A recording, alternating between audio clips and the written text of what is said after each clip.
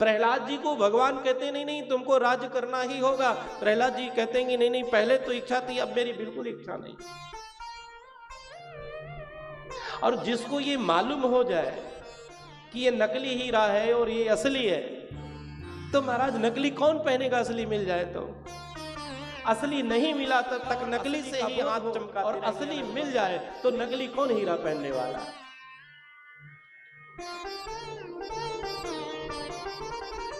कि यदि राशि समय कामान कामान बरदर सभा।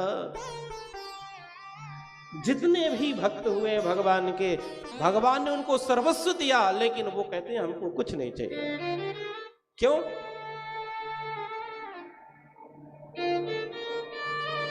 क्यों नहीं चाहिए?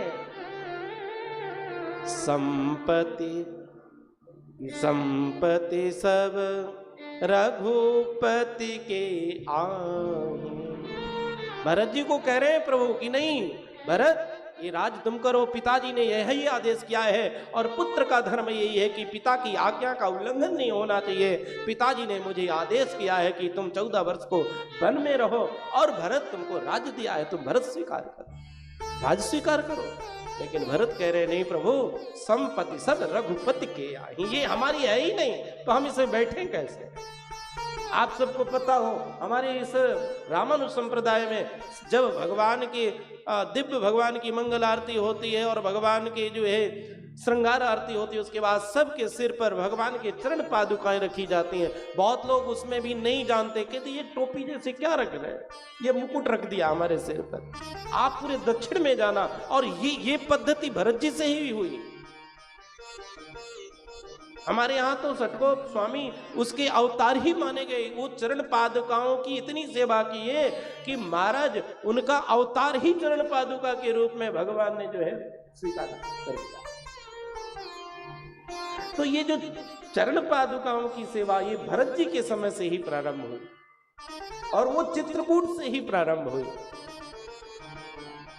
चित्राणी कूटानी श्रृंगाणी यस्य, जिस चित्रकूट के एक एक शिखर का भी दर्शन करने से महाराज जीव के जन्म जन्मांतर के वो जो पाप ताप संताप हैं उनकी निवृत्ति हो जाती है। उसी चित्रकूट से ये चरण पादुकाओं की सेवा का शुभ आरंभ हुआ।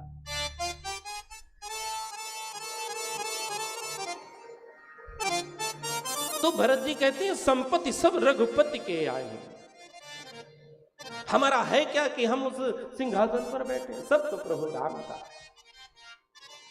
अच्छा विचार करना, लोक जगत में भी देखो, जिससे आपका स्नेह होता है, जिससे आपकी प्रीति होती है, उससे कुछ लेने की इच्छा होती है कि उसको देने की इच्छा होती है। लोक जगत में भी जिसको हमने अपना मान बैठा है, उससे देने की ही सदा प्रवृत्ति बनती है। अपनी तस्वीरों का जादू, उससे देने की ही सदा प्रवृत्ति बनती है।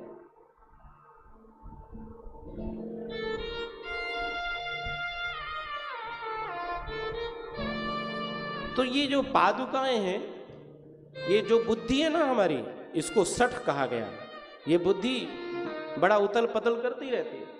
तो जब सुबह शाम भगवान की चरण पादुकाएं हमारे सिर पर रखी जाती है, तो वो जो सठ रूपी बुद्धि है वो सुधरी रहे, इसलिए सठ को जो है सबके सिर पर रखा जाता है। अब मैं ये सब कथाओं को भी विस्तार करूंगा ना तो फिर कथा, तो एक संकेत में आप सबको संक्षेप में बताता चलूं कि ये भगवान की चरण पादुका और भगवान के चरणों में ही प्रीति होती है। अरे अपने से श्रेष्ठ के ज्येष्ठ के चरण ही तो धोए जाते हैं,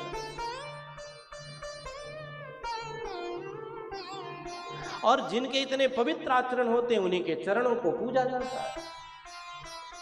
तो भगवान से पवित्र तो कोई हो नहीं सकता भैया।